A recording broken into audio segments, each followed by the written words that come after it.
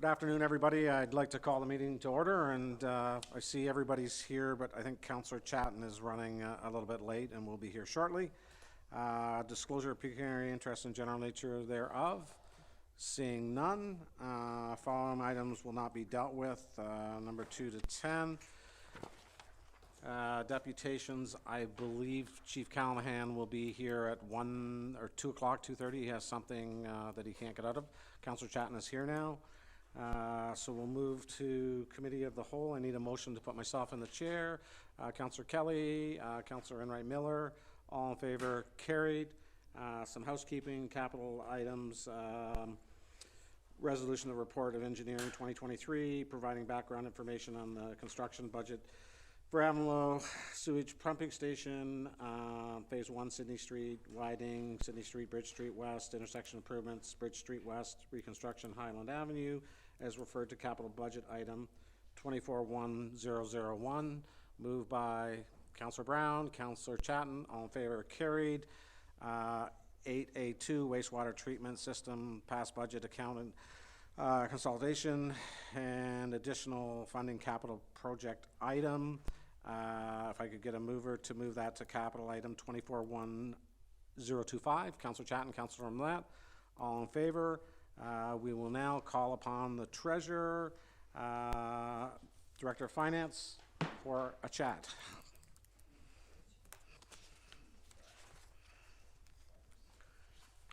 We've been seeing a lot of each other, Treasurer, so nice to see you today again. Thank you very much.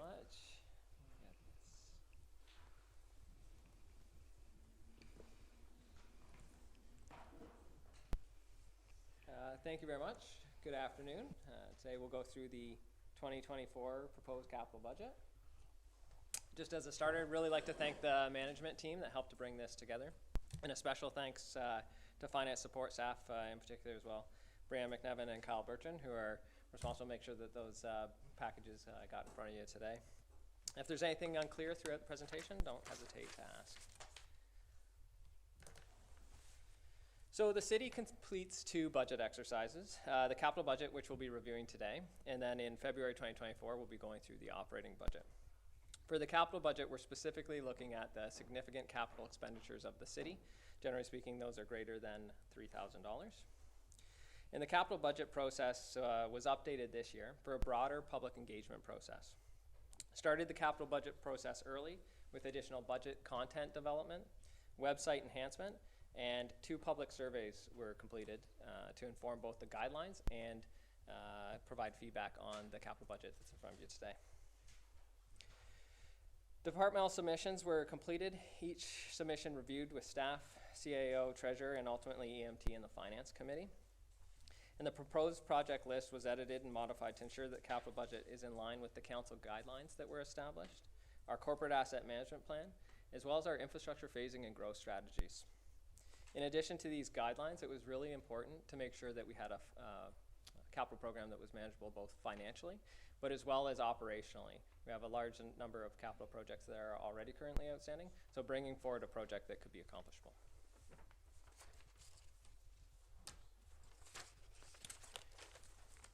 As noted, we provide additional information and feedback mechanism in this year's budget. Our first capital budget survey assisted in developing guidelines, established and focused on investing in core infrastructure and support for public safety investments. This aligned well with our asset management planning strategy and the capital budget prioritization process that we have in place. Additionally, the asset management plan risk scoring was considered when we were prioritizing the 2024 capital budget program. The second survey just completed very recently, last week. That was to get feedback on the existing capital budget that's in front of you today. And some of that feedback that we received was continued investment in Hillcrest Park was commented throughout the projects. Investment in police infrastructure was highlighted, as well as continued infrastructure investment in core infrastructure, specifically roads. The full capital budget surveys, both surveys are available on the city's website, www.belleville.ca/budget.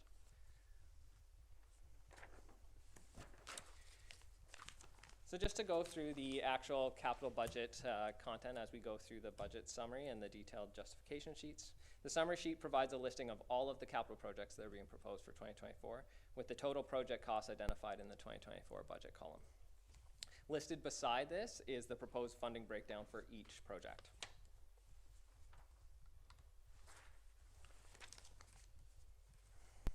The capital budget justification sheets, they provide the description, scope, timeline, and support for the proposed projects. Of note is the asset management planning section, which helps identify the alignment with our asset management planning objectives, and the operating impacts that help identify future additional costs or operating impacts.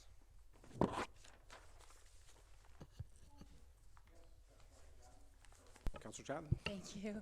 I'm just wondering, what does AMP risk assessment, you've got it 13.5 high. Could you tell me what that is? Sorry. Absolutely. Through the chair to Councillor Chatton. Through the asset management planning process, we look at risk scoring for a particular infrastructure category, a bridge, or in this case, the roads. We assess the consequence of failure if the road was to fail, and the probability or likelihood given condition. And it gets assessed a risk scoring high, medium, and low.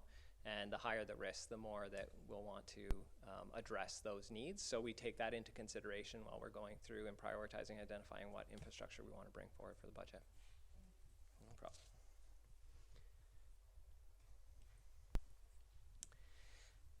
So speaking to the capital budget objectives, the capital budget was developed considering the upfront feedback and guidelines established by council.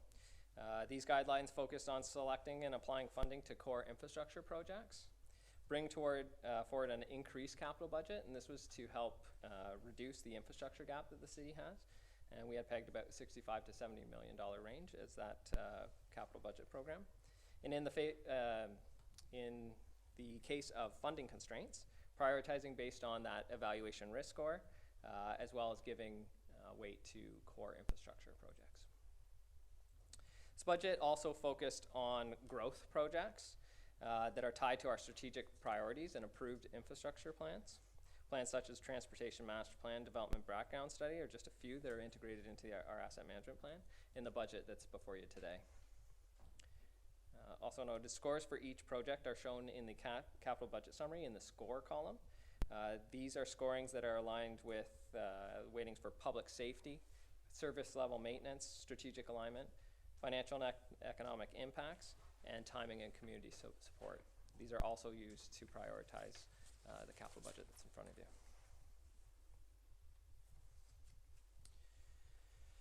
When completing the capital budget, asset management is our main objective, to deliver a capital program that will maximize the value derived for the city's assets and deliver on the expected levels of service.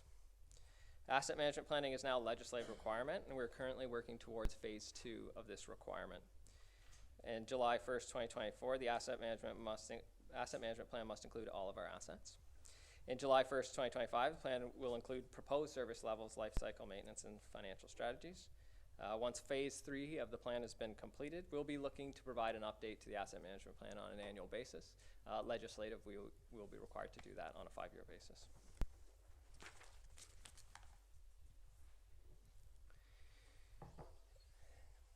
This table helps outline our uninflated asset management planning targeted levels of investment for each individual infrastructure category. It's expected from year to year the capital investment in different categories will vary. However, over time it's expected that the MP will fall into the optimal levels of investment. I would note, as previously noted, these are unadjusted, uninflated 2022 figures for the asset management plan. As we're going through our July 1st, 2024 update, you will see updates to those figures, and you can expect that the infrastructure costs will not decrease. Of note, this year, water and facility investments will require increased funding in future years, and the level of investment in wastewater is quite significant this year, and it's actually at the target annual investment level.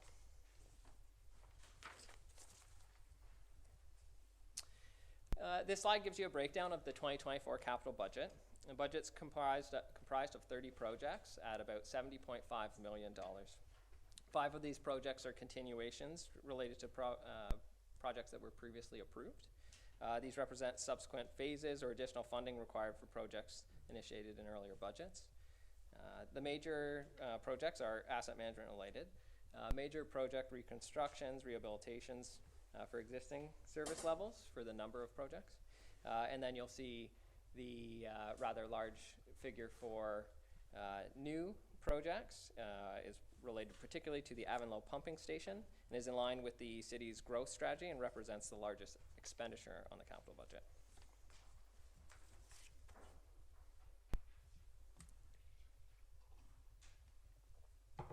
As mentioned, the capital budget this year totals $70.5 million, and that's up from $60.1 million in 2023. For transportation services, we can see a heavy investment in roads infrastructure is significantly driving this increase for 2024, and that's in line with the completion of a large section of Bridge Street West infrastructure that will be completed as part of the Belleville pumping station project, as well as our regular roads resurfacing projects. Wastewater investment continues to be quite significant and is significant this year, and again is focused on the growth project for the Belleville pumping station. This project accounts for about $30 million of wastewater infrastructure and is pivotal to the growth and housing commitments of the city. City facilities and fleet and equipment. These investments have been reduced in the year. As noted, Belleville Pump Station Bridge Street redevelopment is consuming a large portion of the budget, and other non-core infrastructure areas have been reduced to accommodate. City facility and fleet investments were very significant in 2023 above AMP levels, but we will see those stabilize in the future.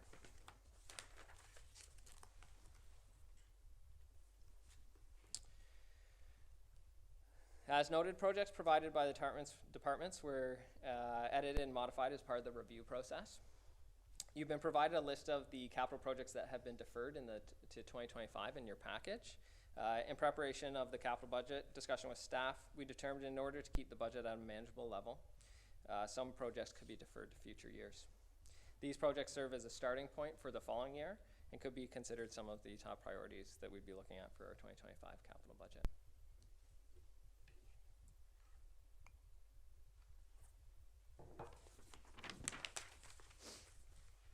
So getting into the capital financing, we have a variety of funding sources, and we've identified them or categorized them as internal and external funding sources.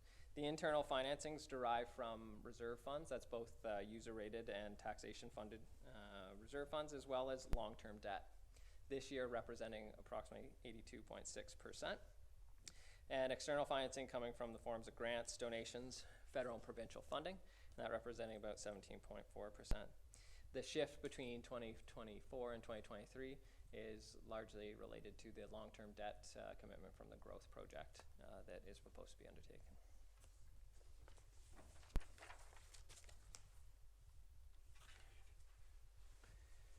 This graph provides a breakdown of the financing by source in the 2024 budget compared to 2023. Again, wastewater infrastructure is being funded through long-term debt, so you'll see a significant increase on the long-term debt. Development charges are being used in 2024 to fund the significant growth project, and in the future we'll also be utilizing development charges to help fund that long-term debt repayment requirement.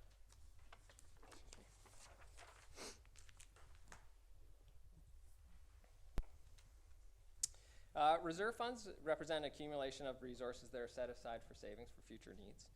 Water, wastewater, and parking are funded through user rates, which means they're not subsidized by property taxes. They are carried entirely by the rates established.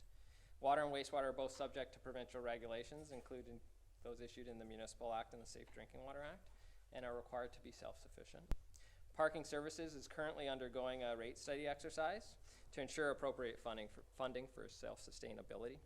To maintain financial stability and capital requirements in the future, it's likely that rate adjustments will need to be evaluated in the future.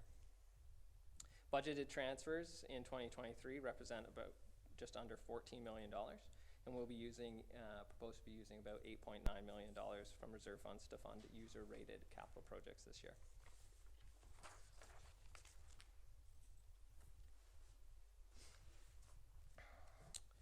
Included in your package is a summary of the city's current reserve fund balances, preliminary draft reserve fund balances, that are classified into discretionary and non-discretionary.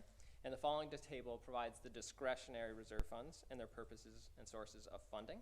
These funds have been created for a variety of services and established by bylaw. The funding sources for these reserve funds vary and may be provided from provisions from the operating budget or other funding sources such as donations or alternative taxation methods. Discretionary funds utilized in this year's capital budget are approximately 20% of the financing of the 2024 capital budget.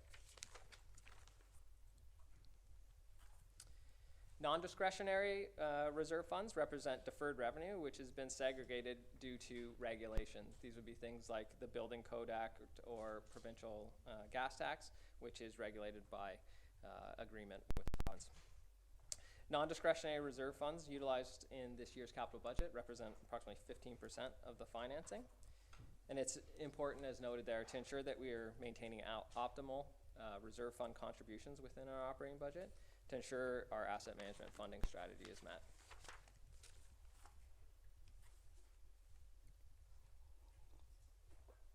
The Asset Management Reserve Fund provides a major source of the city's capital program funding. Contributions to asset management reserve funds are made through the operating budget, and they total just over $10.1 million. You will note additions for new subdivision acceptances and new infrastructure proposed in the capital budget will require additional reserve fund contributions to be made.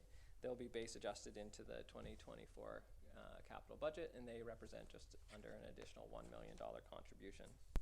From this reserve fund, we estimate using $8.8 million from the Asset Management Reserve Fund to fund the 2024 capital program. Another reserve funding source is the OLG funding, the casino funding. Funding is allocated to various reserve funds in accordance with the city's policy for OLG funding. Reserve funds earned up from the prior year are made available to be used in the current year's program, whether capital or operating.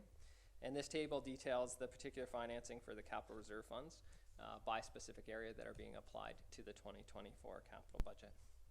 As can be noted, based on those projected balance for the end of the year, it's about $4.7 million available, and we'll be looking to use $3.2 million in the 2024 capital budget.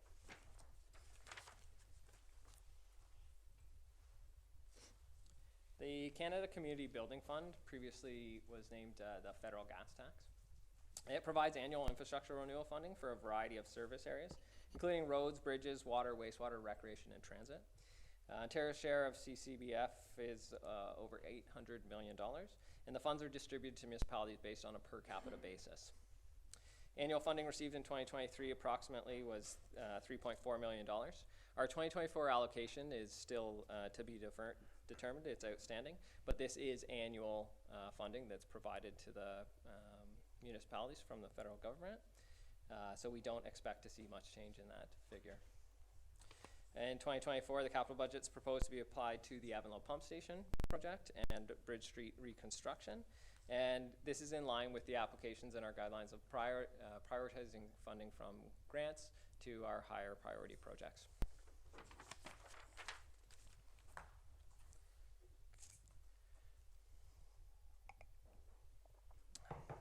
Development charges. So development charges are raised and applied to new residential and non-residential buildings.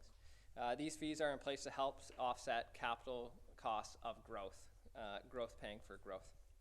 The amount collected is dependent on the level and type of construction activity in any given year.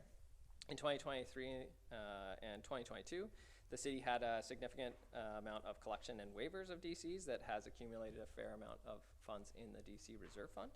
These funds are pivotal in the implementation of our residential growth infrastructure plan for the municipality. And it should be noted that while there's only $6.7 million that's being utilized directly to cash flow project in this year, that approximately 77% of the debt funding for the year will be funded through this reserve fund as well.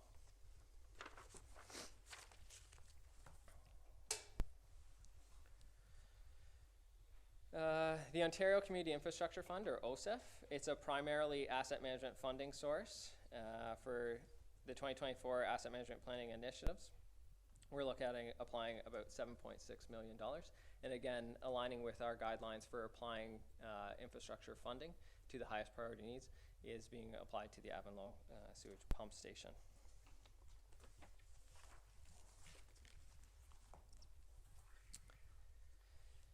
The debt policy was updated in 2020 to permit borrowing for 25 years or less, depending on the estimated life of the infrastructure being financed. Each year, the Ministry of Finance issues an ADRL, an annual debt repayment limit for the municipality. The maximum annual debt servicing costs or debt payments that the city is able to make is 25% of its revenue, or $41.9 million worth of debt payments based on the 2023 ARL. To protect our credit rating and ensure financial sustainability, the city's policy maintains a lower rate at 12% of operating revenue, or $20.1 million.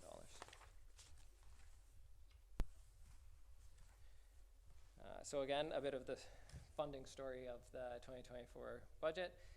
Debt funding will be consumed particularly for one particular project in the capital budget, the Belleville Pump Station, at a total of $29.4 million, with annual debt payments of just over $2.1 million.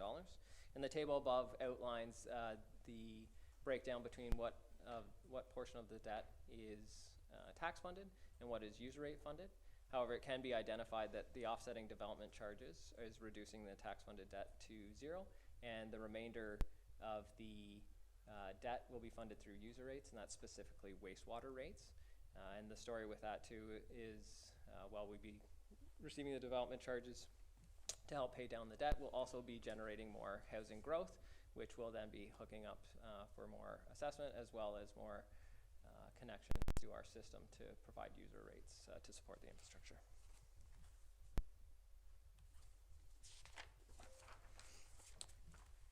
So this table provides a schedule of the approved and proposed debt to be issued for the 2024 budget between 2024 and 2027. This represents all of our current debt commitments, including the proposed 2024 capital budget.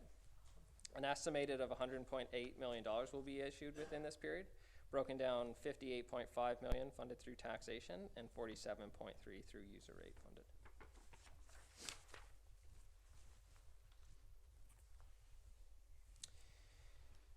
With the future debt issuances considered, this table summarizes the city's outstanding debt for the period of 2023 through 2029 and provides a breakdown of tax and user rate funded debt. Outstanding debt will increase from $106.2 million in 2022, at the end of 2022, to $190.1 million in 2027. And again, just to keep in consideration, the debt timing of when we'll actually do the draws will depend on the actual project timing and required resources.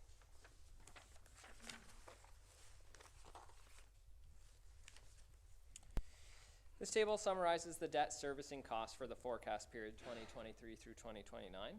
At the end of 2029, the debt service ratio is estimated to be at 9.35%.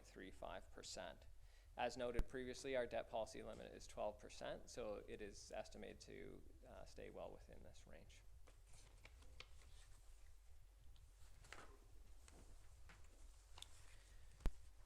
And as noted when we were going through some of the capital budget process slides, with increased infrastructure in the capital budget comes increased operating costs.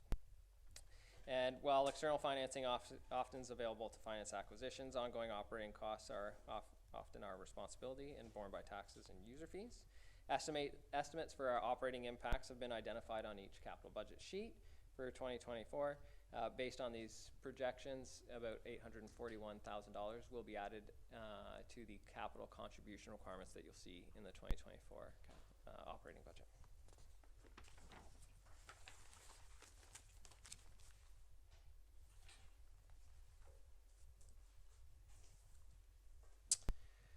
So next steps, and a bit of a broken record, asset management.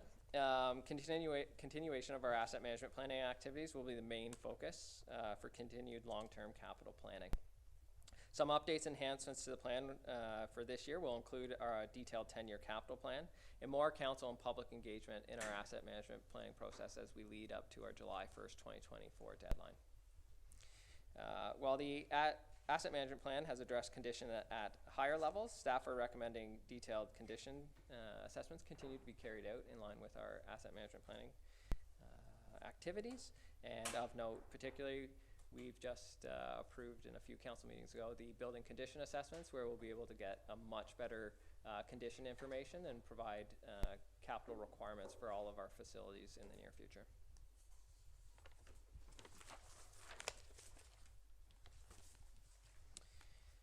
To ensure sufficient capital funding, enhanced reserve fund contributions in the operations will be needed now and in the future. Availability of external financing going forward is a major concern and will put pressure on tax and user rates. We need to continue to work with both federal and provincial governments for more infrastructure funding. With respect to user rates, anticipated spending on wastewater treatment and collection will be a significant requirement over the next 40 years. This will put significant pressure on wastewater rates. Revised water and wastewater rates are reviewed annually by council and provided a report for adoption of rates, which you'll see in the upcoming council meeting. Any questions? Yes, thank you. So let me try that again. Yes, thank you, Mary Alice. The slide that you had regarding the long-term forecast for the debt issuance and also debt repayment, I believe if we could go back to that slide, it saw the debt peak at about 190 million in 2027 and then recede down to 168 million in 2029 with no new additions for 28 and 29. Is that just because we haven't cited projects that would need debt to be issued in that time period, or are we projecting that we won't need any new additions to long-term debt at that time? Through the chair to Councillor Alsop, that's a fantastic question, and it does tie into the theme of asset management planning and doing long-term capital planning, as well as getting that 10-year capital plan into effect, which will help identify with it the financing strategy associated with it. It would probably be detrimental for me to tell you that no, there will be no more debt. This just currently represents the additions of our committed debt that we've already committed to for existing projects, as well as the project that's proposed in the 2024 capital budget. So yes, in that respect, it is lacking a bit, but again, moving back to our future direction and the enhancement of asset management planning, you'll see a fuller build out in a 10-year that will have recommendations for not only the approved and committed, but forecasted and recommended through the capital planning exercise. Great, thank you. Yep. Councillor Thompson? Yeah, just a couple of questions. The borrowing for sewer and water, now are we going to be able to keep those rates for the people at a reasonable rate with the amount we're borrowing? And the amount we're borrowing, is that going to be over a period of time so we can keep those rates, down where I like them? And they never get where I like them, so let's put it that way. Through the chair to Councillor Thompson. So I can speak a little bit. I'll speak a little bit to the proposed project that's in the capital budget now. The other projects are committed and they're considered within our forecast. So the forecast that's come now, previous councils and now, does project some more aggressive wastewater related rates with some lower water rates. Particularly to the project that's being recommended in front of you today, it's a growth related project. So the strategy there, identifying that the growth, they'll be putting in development charges as we build out the particular area. Those will add to the development charges. Those development charges will help fund the debt. So while we do have debt, we have a funding strategy for it and a funding mechanism, so it won't put the burden on the rates. However, you did, as noted, wastewater rates are an area that will be affected. However, utilizing debt in the fashion for this growth project, we're also increasing the base of the ratepayers that pay and connect to our system. So they will also start to contribute to that to help cover those costs of the wastewater system to help keep the rates stable. Okay, and one other question I mean, on the asset management, and I think it's down the road or a little bit, but on our asset management plan, I personally have never seen so many deferred items. And maybe I have, but I don't remember that. Is that really going to hurt our asset management plan? Because we got to do this project. We know that. But are we going to be able to get back to what we need to do to maintain our asset management plan, because there's a lot of stuff on there that I don't like to be putting off, but again, I'm willing to flow with this one, but what's the thoughts? Through the chair to Councillor Thompson. Yes, the capital budget, and there is, I didn't bring the graph this time in the last one. You will see ebbs and flows for spikes for our capital budget investments in the year. And particularly you'll also see them between our growth strategies and our infrastructure renewal. So we've had much more of a heavy weighting on infrastructure renewal and not as much on growth. So it is a bit of a one-off year, a bit different, where we're seeing a bit more growth investment proportionately in our capital budget than we're seeing in those renewal activities that you're mentioning. The other piece to that, so it weighs out over the long term, and we'll probably see those pick back up, as you've seen in the deferral plan, those being the starting point for 2025. You'll see those renewal projects pick back up in 2025 to kind of even that out. And So we're not hurting ourselves by taking a large swat at the assets. And I'm thinking, vehicles, sidewalk plows and all that kind of, they always talking about. I would say no. We are still making a significant investment both in the growth infrastructure and some renewal infrastructure as well that's desperately needed down Bridge Street. So there are some core infrastructure priorities. Again, the non-core infrastructure has been prioritized a little bit lower, and again, just on the priority and the risk to the city, that's the way the priority has kind of been established for that. But as we move through the asset management planning activities and the 10-year capital plan, there'll be a great opportunity to make sure that that level of investment is where you want to see it between the splits. And I think what's important to understand for this capital budget year as well is we did take a strategy to keep the number of projects limited. So this is a smaller capital budget, probably why you're seeing a few more deferrals on there. And that will allow us to get at some of the outstanding capital projects. We still have a log of about $125 million worth of capital infrastructure that still needs to be done for previously approved projects. So that combined with this existing project should make it more of an accomplishable project and not put us farther behind, but putting projects that we may not be able to get at. Thank you. Councillor Millet? Thank you, Your Worship. Through you to Mr. Treasurer. I don't believe I have a fantastic question like my colleague, but I do have a couple of mundane ones. First off, Brandon, if you would, can you explain the impact of the suspension of the provincial gas tax on I know that we had some funding that we would have used had it been in place, but Mr. Ford magnanimously announced that he was going to suspend it while we're all in such dire straits.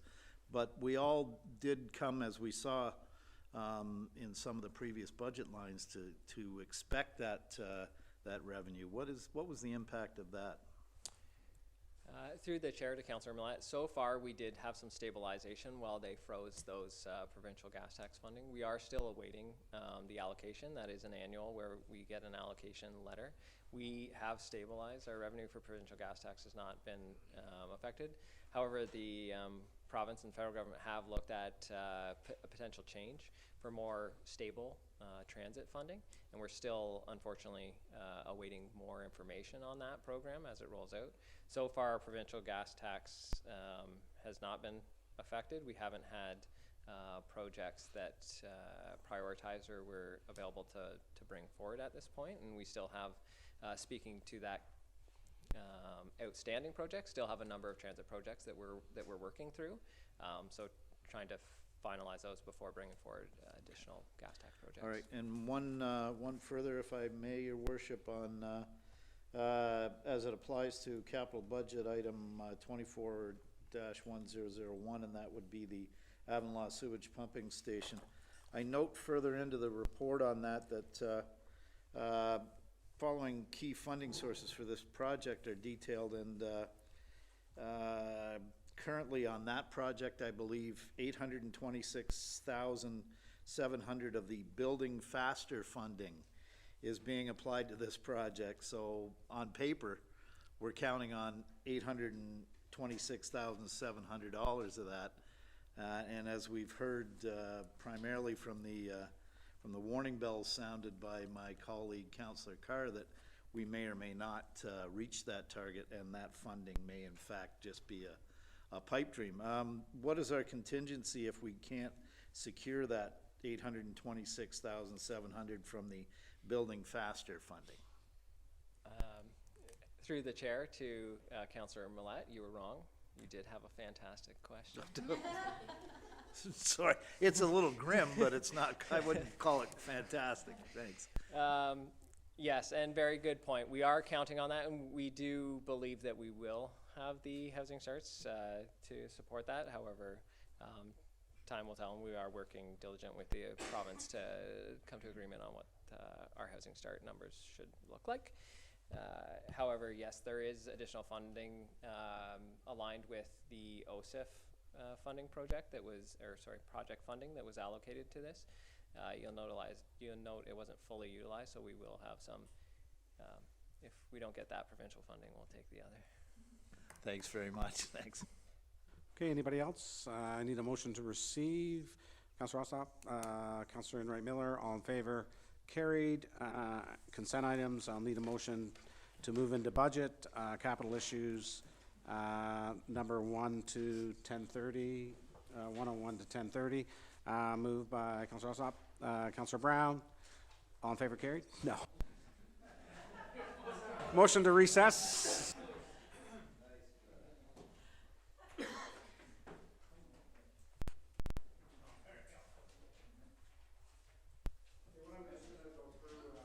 Is just each group, and if you want to pull something, pull it, and we'll discuss it.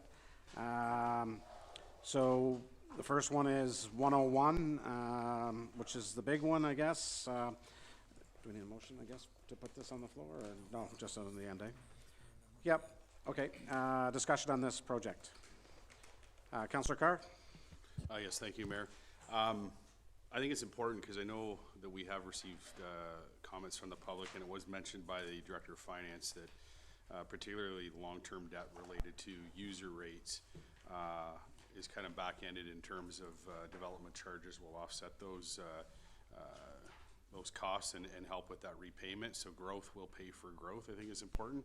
And just to follow up on my colleague's comment across the way about the Building Faster Fund, and hopefully the provincial government is receptive to the numbers that we can present to demonstrate, but their tracking system, as I pointed out, and it hasn't been updated as of the 23rd of November, we're still at 70-some%.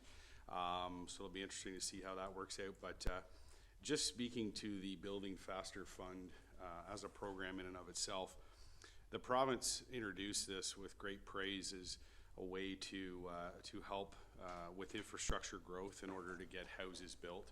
And in this particular instance, and it's important to note that this is just phase 1 of 3, right? So there's a lot more costs associated with the potential build out long term. But we're looking at approximately 1,800 homes that are going to be opened up or potential to be built because of this. And the province provides us with just over $800,000 towards that infrastructure funding. And over the next 3 years, you know, if fingers crossed and they get their framework corrected, you know, we're in line for 2.4 million. 2.4 million, or let's just go with this year's budget of 826,000 on a $55 million infrastructure project is a drop in the bucket, if you will. And so if the province is going to get serious about actually helping municipalities with infrastructure, with growth, to get homes built for residents that desperately need it, then more help is required. And these small percentages that were introduced with great fanfare fall short, extremely short. And you know, in the Treasurer's presentation, he made it clear that we have to advocate for more provincial and federal funding. Well, you know, not only do we need to advocate for more, but we need them to actually develop programs that make a difference. The $826,000, again, is tokenism as far as I'm concerned, and it's disappointing to see that the province isn't serious about infrastructure in order that everyone can have a home. Certainly some is better than none, but I think it needs to be taken with a grain of salt as to the amounts that we're talking about in comparison to what we're actually going to have to pay out for growth. So, thank you. Okay, anybody else on this item? If not, I'll move along to item 1002 to 1005. Any discussion on any of these items? Councillor Millet, have you got a good question? It's not a fantastic, it's not a fantastic hell-dammer of a question, but 1004, through to Mr. Reed, I would suspect, pavement sealing program, is that the pink applied sealant? Is that what I'm recalling, Mr. Reed? Through the chair to Councillor Millet, that's a combination of slurry seal application, reclamite, and CRF. So it is a combination of all three. So yes, it is within that budget line item. Okay. All right. Thank you very much. And I think it's an important investment in the future of our infrastructure for our roads. So I'm happy to see that there. Thank you. Okay, anybody else on these items? If not, we'll keep moving along. Fleet and equipment, 1006 to 1009. Any questions on any of these items? Councillor Chad. Thank you, through you, Chair. I'm just wondering, if I may, to Manager Reed, the truck replacement, was that last year one of the efficiencies that were kind of cut from the budget to lower our tax rate? And it's coming back up, or is this just this year's? Through the chair to Councillor Chatton, these two plow trucks are replacements of full plow trucks. They're currently in the fleet, and they're just replacement for replacement. They utilize all the best practices around technology and so forth in the trucks. They're about a 2-year wait to get out, so we felt it was prudent that we continue to do our replacement strategy on our plow trucks. Okay, thank you. Okay, anybody else? Seeing none, we'll move along to city facilities and parks, 10010 to 1016. Any questions on these items? Councillor Alsop? Yes, thank you, Marilys. Would this be an appropriate time to discuss potentially adding an issue to the list? I think we're gonna, yeah, we'll go for it now. Yes, thank you. So as we saw and as Treasurer Brandon Ferguson mentioned through the survey process, a number of the respondents from the Hillcrest area were very interested in the potential of having the playground equipment put back in primarily. Since the project has been underway, they're very excited about a lot of the improvements that they've seen in that area, but particularly the playground equipment was drawing the ire of some of the parents that it was taken out and hasn't been brought back. And I just feel that if we were to delay that portion of the project another year, that would be almost 4 summers that those kids wouldn't have that playground equipment. And through discussions with the Director of Finance, it appears that we may have some development charge revenue that we could use to offset that portion of the project. I'm not sure if we have the justification sheet available. Yeah, on that item, Councillor Alsop, you're correct. Discuss that with the treasurer, so that could be put through development fees. I believe the amount was around 400 and... You got 300, even better. Yeah. I think we got it up to 300? Okay, we want to build a bigger one, so let's put it up. So, so I guess that's a motion on the floor. Second it, and then we discuss it. Councillor Chatton, and I guess to the Treasurer, Director Ferguson, did you want to speak on financing?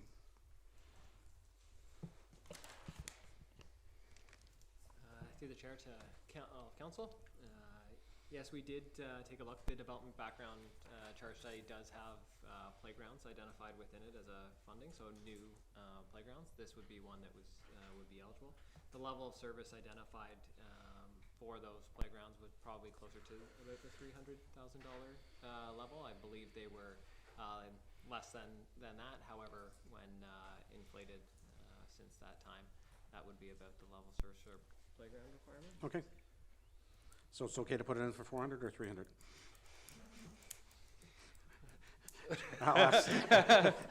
Manager Reed on that, you can build it for 300, you figure, a decent one? Okay, thank you.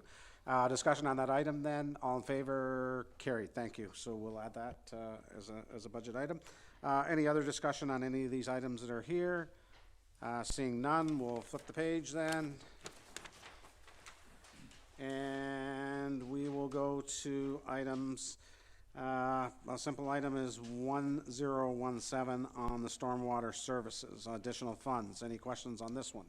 Councillor Millet. Thank you, Your Worship, and I'm not sure if this is Mr. DeCole or Mr. Reed's question. I understand that, and I read the history on this, and I understand that the existing pump itself has in fact failed, and we're renting a pump at this point. Are we doing a replacement, or it says here refurbishment? Could somebody just? I believe that would go to Manager DeCola. Nope. Through the chair, it's a replacement. Oh, Replacement. so it's a full replacement, and could I get an update on the status of the replacement pump that because I know we're using a rental as we, now it's back to Mr. DeCola. Thank you. I'd get it right sooner or later, Yeah, right? thank you. Through the chair to Councilor Millet, the diesel pump has been actually decommissioned. It's being sent back, so the rental's finished. We purchased two 20 horsepower pumps that we're able to reutilize someplace else as duplicate and spare parts in our wastewater collection system. So we're able to reutilize the equipment that we're buying. So we will be okay until the project starts. And we have put in the header works and things that we're able to remove later to facilitate further builds outs and other pumping stations. Okay, and so that, for those who are following along at home, this is in order to mitigate any flood risk at that underpass, correct? That is correct. Thank you. It'll cut off that north-south artery. Yeah, thank you. Okay, any more questions on that? We will go to 1018 and 1019. Seeing no questions, we will go to the police service capital budget, which we will, I guess, put off till the chief gets here, if that's fine. We'll move to water services, 1021 to 1024. Questions? Nope. We'll move to 1025 to 1027.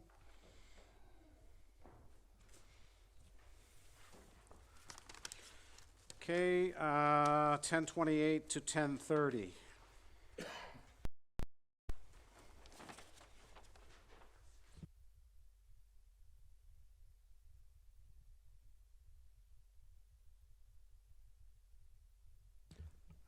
Nothing on that. I guess on the police budget, I don't know if, I think Councillor Alsop might be able to answer some questions on that. Is there any questions? That moves back to 1020, I guess, 10020 on the police capital budget.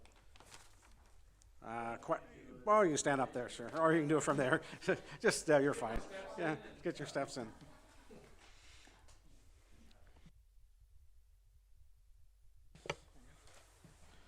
Okay, questions on the police service budget? Okay, we'll keep moving. You can sit down. Thank you very much. You got 20 steps in there, right? So I guess we finished 10:30, right? That was, yep, we are done. I think, question-wise, well, yeah. Councillor Carr has something on his mind. Yeah, go ahead, the floor is yours. Yeah, thank you. Actually, I've got three items that I would like to make motions on to introduce, and just let me find it here.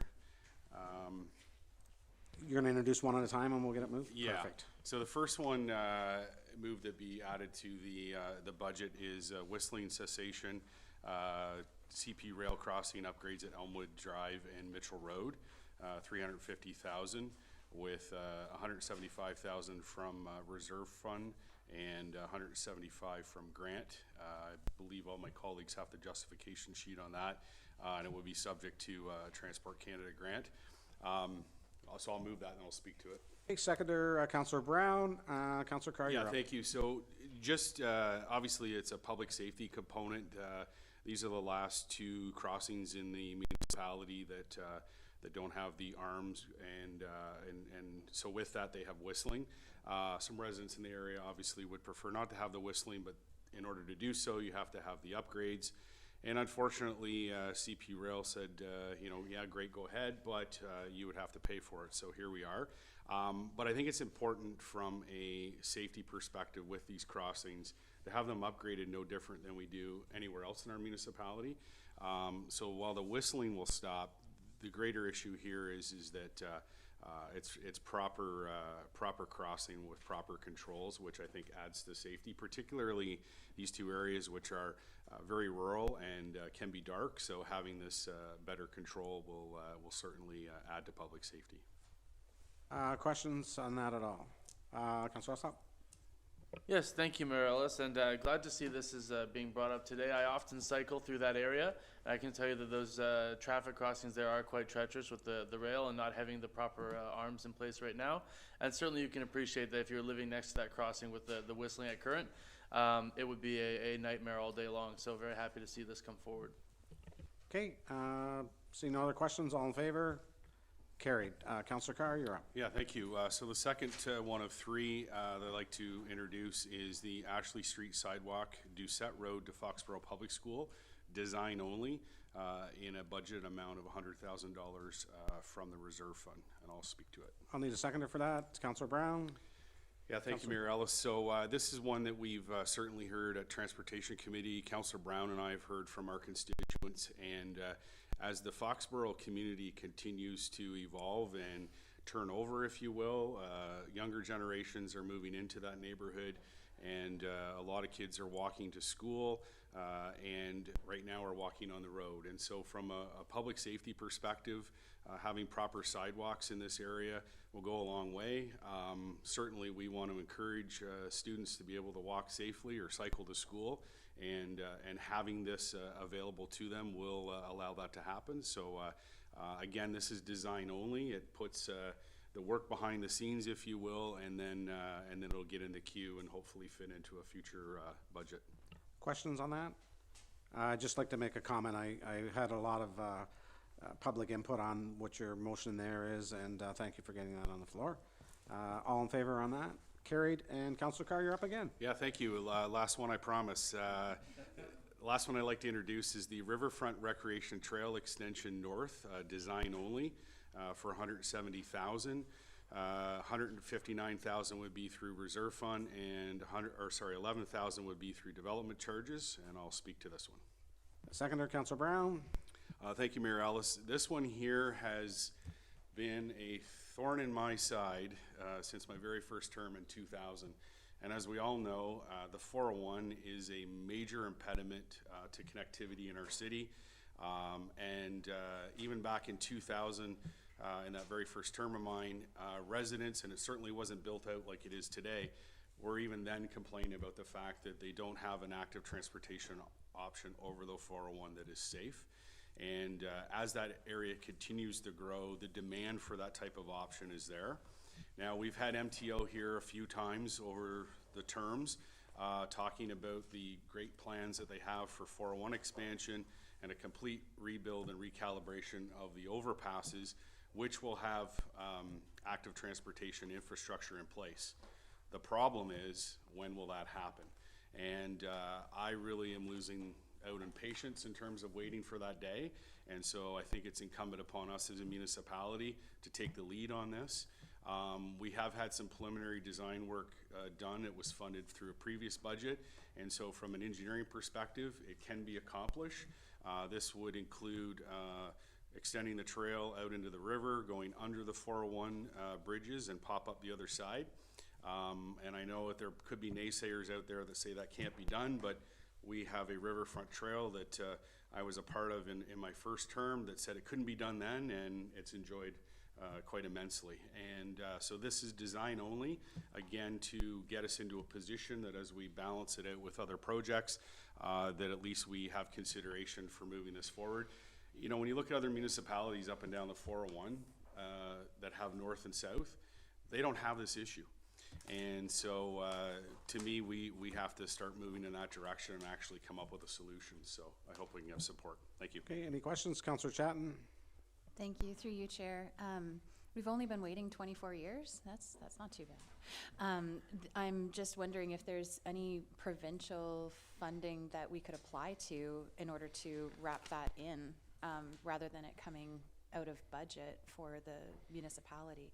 Is there something that we could apply I for will to send- accommodate that? Yep, I'll send that question to Director Ferguson. Through the chair to Councillor Chatton.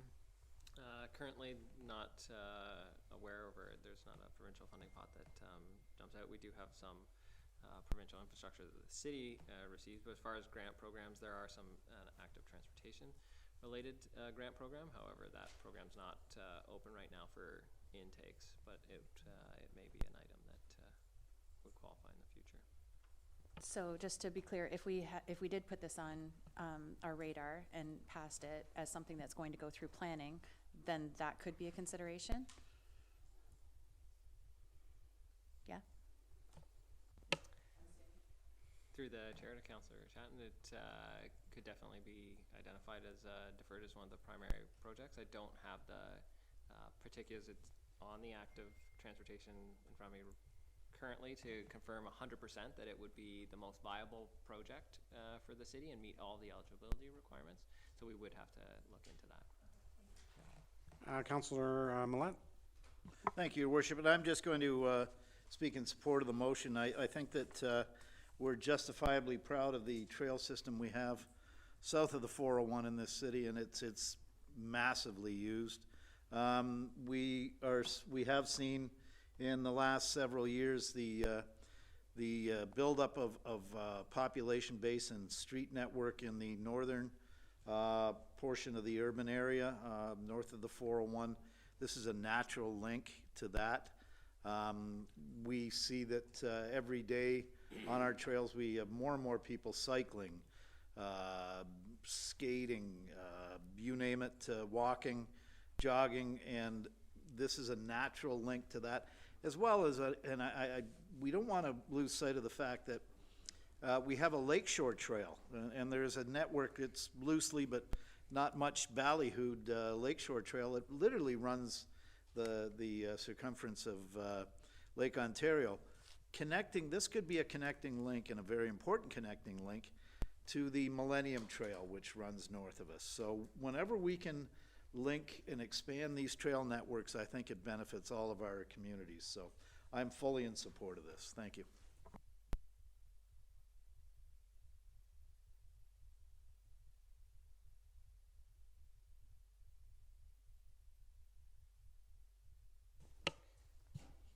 Through the chair to Councillor Thompson, recommend the Asset Management Reserve Fund.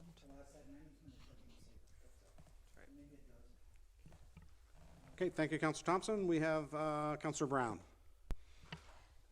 Thank you. I'd also like to speak in support of this. I know when I began campaigning back in 2017, 2018, this particular access and the trail sort of lopping off at the 401 came up as a considerable issue, not only from an active transportation perspective, but as a safety requirement. For anybody who's walked across the bridge on 37, you will know that there are 0 sidewalks on the bridge that crosses south to north and north to south.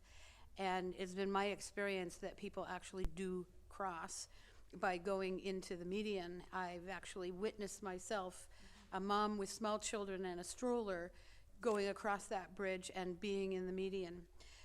62 in and of itself is not ideal either, in that the sidewalk is limited to one side. It's very narrow. And so I've had Ward 1 residents calling me to say, can we not do something about this bridge? So I think that this is an ideal option, not only from an active transportation issue, but certainly will mitigate known safety issues that are existing on both of our bridges that cross into the north. Thank you. Thank you. Through you, Mayor. Thanks to Councillor Carr for bringing this up today. just leads to our community being more active or more opportunities to be active. Over the last term and this term, I've been privy to be at meetings with the Minister of Transportation in Ontario over the potential changes to the 401, and no spin. It's like telling your story again the second time we went in, and this has been something in the works from the provincial government for years. I think I'm with Councillor Carr on this. I don't know if we'll ever see that happen.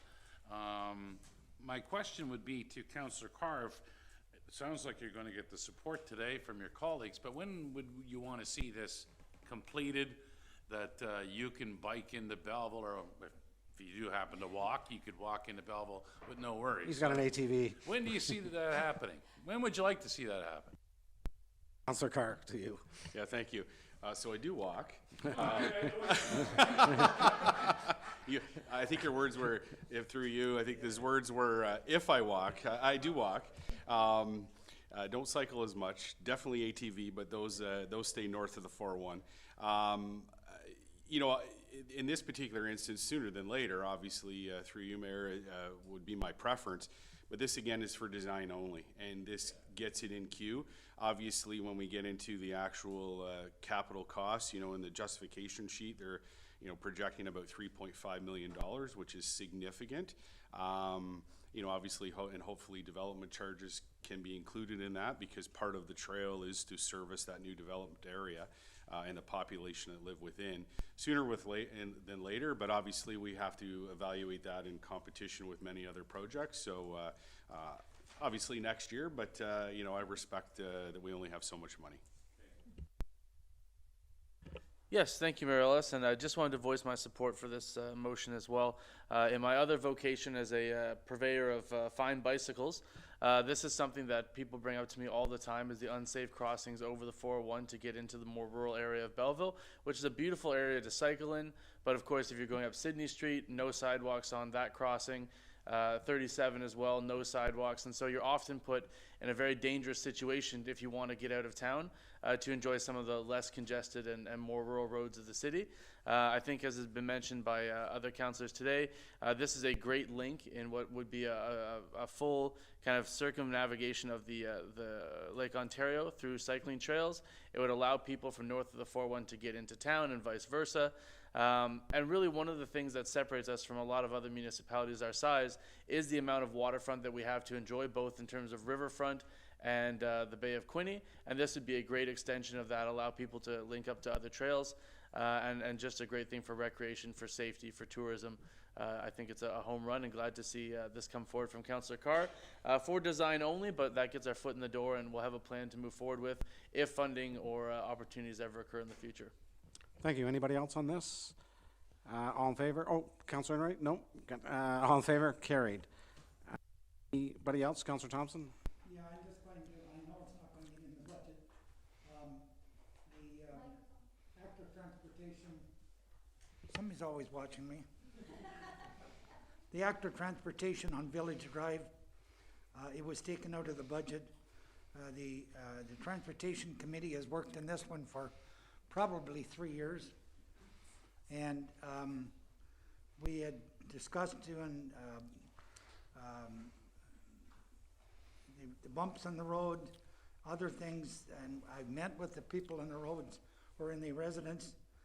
This is a dangerous, dangerous road, and we're getting more and more complaints all the time about the speeding on Village Drive. If we don't do this, we're going to hear from Village Drive people, because they were expecting us. Now, on the budget of 500,000, that's taxation roads. I guess that, I give you the answer to that, or yeah, go ahead. Through the chair to Councillor Thompson, would require additional capital contributions and would come out of the asset management reserve fund, but would require us to start shoring up more money into our capital program. So you would see some operating impacts in the operating budget for increased capital for that one. So it would affect the taxation rate. Pretty much. That- Directly when through the chair to Councillor Thompson, taking from the reserve won't affect the rate. However, the financing strategy that we've put in place has identified more growth-related funding that we're using in the year and allocating and trying to leave residual funding for the asset management reserve fund so that we're able to fund our 2025 capital program. In order to fund the 2025 capital program increases, what it will result in is when we come to operating budget requiring additional funding contributions, the additional projects that get added in that need to be paid through tax-funded sources. So right now it's in 2025, the one of the deferred items. That's correct. Yeah, It's deferred till 2025? next year's budget. Okay. I'm gonna gamble on this one. I'm gonna make a motion that we put this back in. It may get defeated, but I'm gonna try it anyways. You're gonna take away my splash park. That's okay. We got enough splash parks. If I can get a seconder? Councillor Chatton? Discussion? Councillor Carr? So just for clarity's sake, the 500,000 is coming out of asset management reserve. So what does that leave us with? And then, obviously then there's some operating impacts in terms of, maintaining the sidewalk, clearing it in the winter, which, given our network of sidewalks, I don't think it's gonna be overly significant, but, just, can you give me an idea as to, the reserve account balance and what a hit this would be? And while you're looking that question up, I do agree with Councillor Thompson on this one. Obviously, you know, I just for design only on another matter, but sidewalks puts pedestrians and active transportation off the driven road. And this was the Village Drive was the first road that was identified for traffic calming, and then as it went out to Public Information Center, the residents said, you know, really we don't want speed humps, we just want to get off the road, so we're not sharing it with a vehicle, which makes total sense. And quite honestly, in some respects, I think this is righting a wrong. Unfortunately, some of the development that occurred in that area, you know, in the 80s, and they have the property for it, just didn't include sidewalks, and the municipality at the time didn't require it from builders, and so we're kind of left with what we left. But it is a very large area. I know there's lots of families and retirees and lots of active transportation, lots of people who do walk, and would certainly appreciate not mixing with vehicles. So if I could get an answer to that question, and I think I'm going to support this one.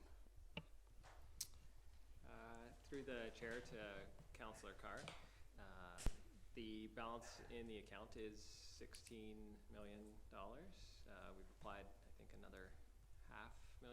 I don't have it off the top. So there's still a fair amount of 15.5 that would take it down to 15. However, just to be clear on the additional infrastructure for new infrastructure and maintenance, we also require a capital contribution that we'd be putting in. So we'd be looking to put in the infrastructure requirement to shore up that fund as well for what it costs for the capital for its useful life. And if we continue to go into it, will impact more contributions that we'll be looking to finance in the 2024 budget to build those gaps. Okay, so you know, I appreciate that, and I sense a tone of caution there, you know, which is fair. And I guess if this wasn't a public safety issue, I would be more inclined to say, you know, let's just move this down the timeline. But again, getting people off of the street and not mixing with vehicles, and you know, with the school nearby, there's certainly lots of students that are walking as well. So I think it's a justifiable expense from a public safety perspective. So thank you to Councillor Thompson for bringing that forward. I'm going to support it. Councillor Chatton? Thank you, and through you, Chair, I'm also going to be supporting this because I've had a few families actually reach out, and they were concerned about young children that were walking because they did not qualify for busing. And so just that in and of itself, I feel like this is a worthwhile area to investigate and see if we can make it happen. So thank you as well for bringing this up. Yeah. Councillor Brown? Thank you. As a member of the Transportation Committee, thank you to the chair for bringing this one forward. Just to reiterate, Village Drive actually was identified for traffic calming as a result of the excessive speeding that was being noted there. And it was only through the public consultation process. It appears the residents are somewhat receptive to a little bit of speeding on the street if it meant that their safety wasn't being impacted, and that the sidewalks would actually be enough traffic calming and that it would take individuals off the road. So I too would like to support this one, noting the caution from our Director of Finance. You always pay attention to the tone, the smile disappeared, so that was a good indicator that we need to proceed cautiously, but I agree, given that this is a significant safety issue for the residents in and around Village Drive, and I think can be somewhat easily accomplished. Thank you, Councillor Thompson, for bringing it forward. Councillor Alsop? Yes, thank you, Mayor Ellis, and I'd like to lend my support to Councillor Thompson's motion as well. This one hits a little bit close to home. I actually live just off of Village Drive, and so myself and my wife and our 3 children and dog are often on that street. And one of the things that I found is since we've implemented the community safety zone on Sydney Street with the 40-kilometer-an-hour speed limit, it's actually forcing a lot of people, well, not forcing them, but they're electing to use Village Drive instead, as there are no stop signs and it's sort of a straight shot through. It's sort of exacerbating what we'd already identified as increasingly high speeds on that road. It seemed that a lot of the residents were opposed to the idea of speed bumps and other such tactics, but the sidewalk would help get pedestrians off the street as a measure of public safety and counteract some of what we're seeing on that street in terms of the excessive speeding. And I think that that will only increase when we see the cameras actually installed and people get those first couple tickets. They'll be headed over to Village Drive, and we want to make sure that people are able to get off the street and be safe. Councillor Enright Miller?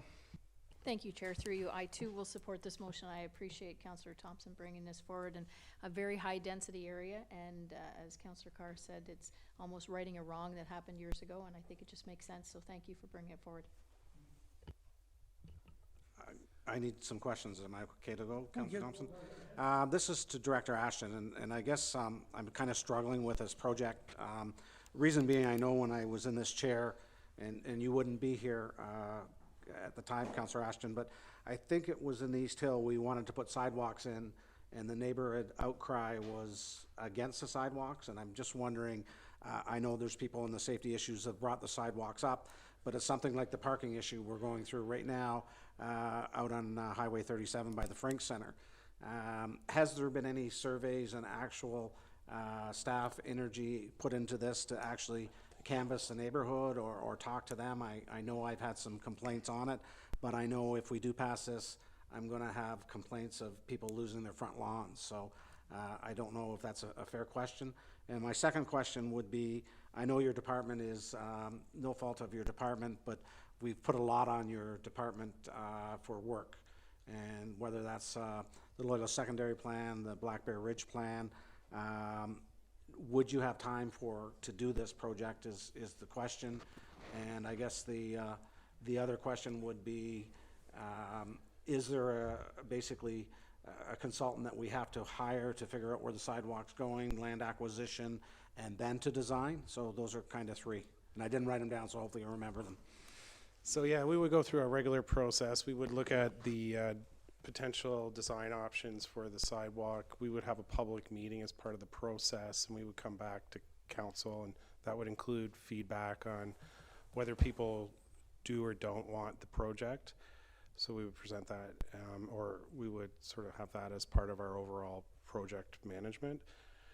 In terms of these additional engineering projects that are tabled, obviously anything is possible. So we'll, if you do pass these additional projects, we'll look at our operational needs and whether we need more project managers to execute these, and then we will have discussions with the Director of Finance and see if we need to amend our operating budget request for additional staff people to execute these. Right now our priority as you see, is the Avonlow Pump Station and the larger studies that we have undertaken. We're going to be executing the commencement of a Myers Pier environmental assessment, and we're in the thick of doing the environmental assessment for the Northeast Industrial Park. So even though we don't have as many projects, there are still projects that are in queue to be started. Our focus was to sort of work on those and get caught up so we could work towards sort of the newer projects as they're defined by the asset management plan for 2024. But having said all that, I guess anything is possible, but we would have to sort of, after your decisions today, look at what our operational needs are and bring forward as potentially an updated operational budget. Okay, and I with think the additional next staff. question, I don't know if it would go to you or my favorite clerk, is land acquisition on this. Are we going to have to actually sit down with each individual landowner and do a land acquisition and pay for that land, I guess? And I guess that question's asked because I know we've kind of gone through this before, and sometimes you get one or two people that don't want to give you the land, and it holds the project up for another year or so. Okay, so potentially, we haven't actually looked at any of the property there, so that would be something that a project manager would work with corporate services and the property manager there, and we would sort of, you know, identify what the land requirements are as part of this project as well. So it could be maybe yes, maybe no. It's too preliminary at this point in time to give any definitive answer. Did you have a follow-up? No, through the chair, to Director Ashton's point, until there's a preliminary design, we wouldn't know, but in the event that property acquisition was required, certainly corporate services would be involved in negotiating. But to your point, in the event that there was, and there, in the stretch of Village Drive that is being considered, there is a large number of property owners, private property owners. And so acquisitions would be a challenge, and it would add time to the project. So Sydney Street reconstruction from Tracy North to Bell Boulevard is the one that comes to mind. In that instance, we needed 22 partial property acquisitions, and that added more than a year to the engineering project. So it's just something that council would have to consider in their expectations of the start and finish date of a project of that nature as far as acquisitions is concerned, because not all property owners are going to be willing participants in negotiating acquisition for a project of that nature. One more question, sorry, Councillor Thompson, I'm beating a horse here. To the treasurer, I guess in the sense, and maybe this is a question for both you and Director Ashton.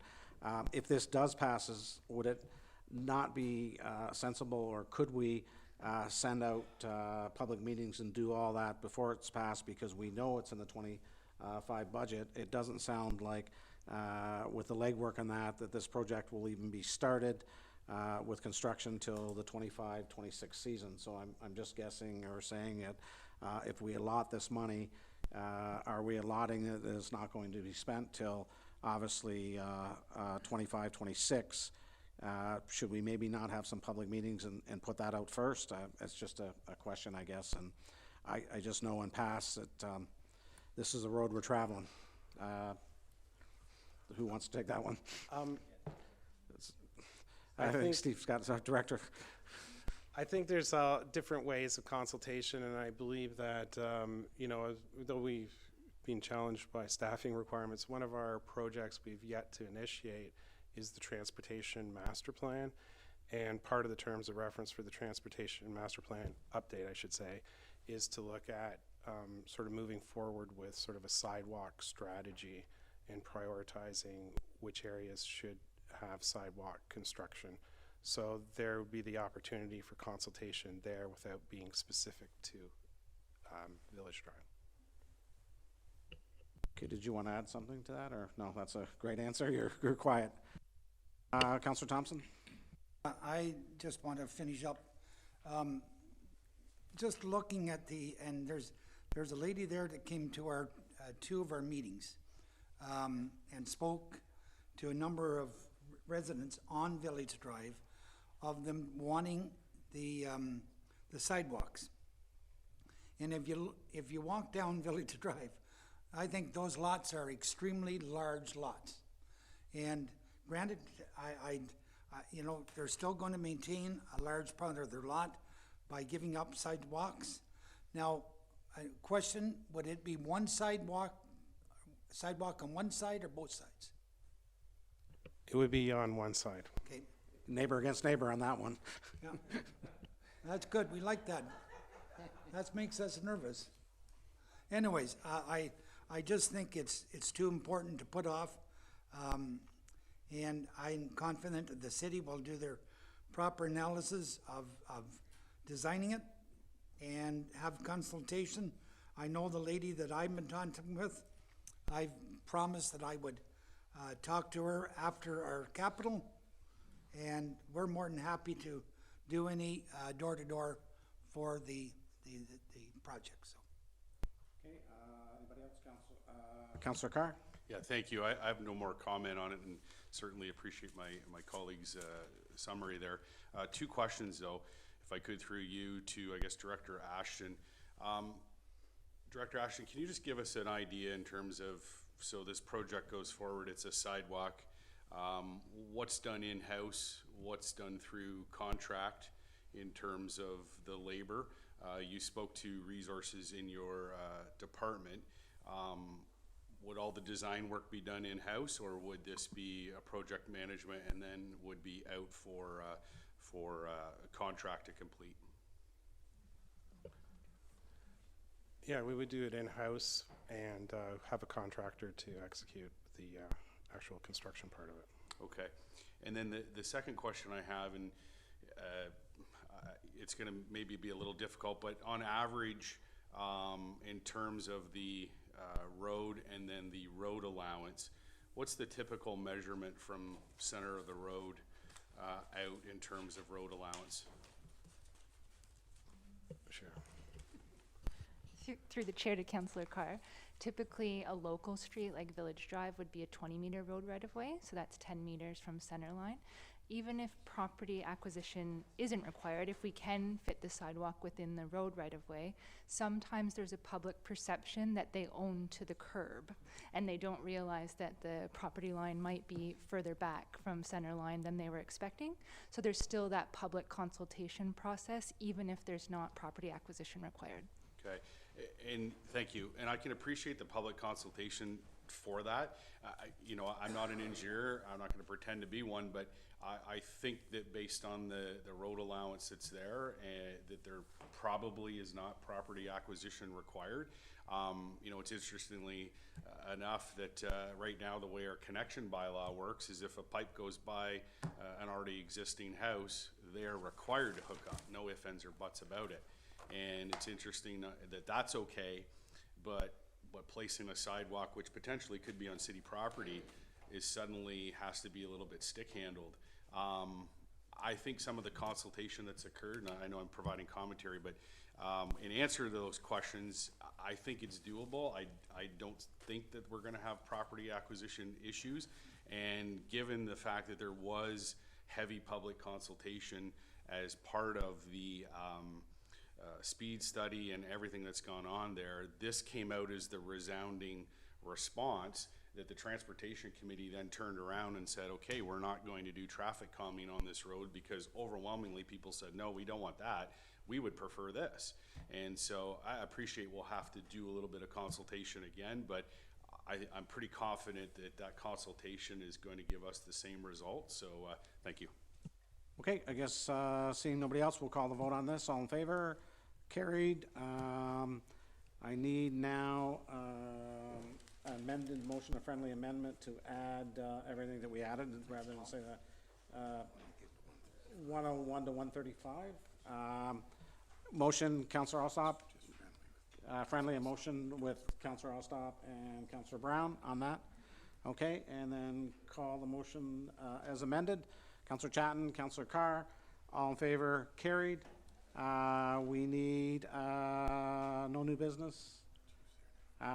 We went through this, Chief. I don't know if there's any questions for you, but there wasn't any, so, I'm gonna call a recess or an amendment if you wanna, any questions for the chief at all? Seeing none, Counselor, the chair of the board handled it very well, and, it was unbelievable. You didn't get a raise, so, new business, seeing none, I need a motion. Did you have new business, Counselor Millett? Just had a question under one of the deferral items. Yes, go ahead. If I may. And this is the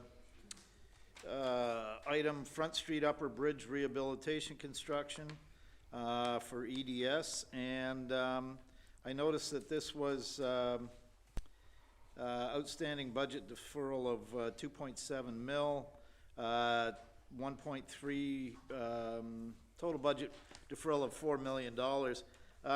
The upper bridge rehabilitation, I take it as being deferred for an undetermined amount of time.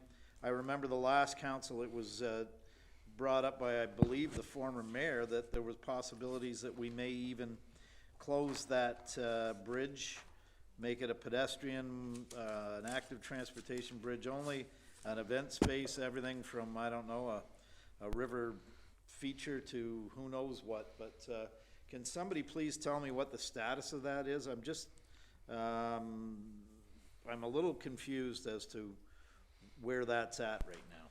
Okay, Director Ashton, I think that'd be to you. Or no? Oh, too many mics on, okay. Yeah. Thanks. So it is, so the design's complete. So for reconstruction, in terms of whether it's closed or not, that is going to be one of the items that's going to be considered through the transportation master plan update, so that we don't sort of make, so we make a decision based on expert advice of whether that bridge is required. Okay. Fair enough. Thank you very much. Any other questions before I call for the bylaw? If not, I need a confirmatory bylaw, the bylaw number 2023-200, a bylaw to confirm the proceedings of council at a special meeting held on December 6, 2023, be read a first, second, third, and finally passed on December 23. Councillor Chatton, Councillor Enright Miller, discussion, all in favor? Carried. I just wanted to make a few comments on staff. This was a fantastic budget. I know everybody worked on it, and I watched you work on it very hard, everybody. So I know a lot of priorities have been put off till next year or projects. Staff will get to them. But as we said on the growth of the city and the building project, the Loyal Secondary Plan has to be done. And I'd like to thank council for their good questions today, but especially to staff. Council all appreciates everybody, and get ready for the operating budget. It's going to be tough. So a motion to adjourn. Councillor Enright Miller, Councillor Carr, all in favor? Carried. Thank you.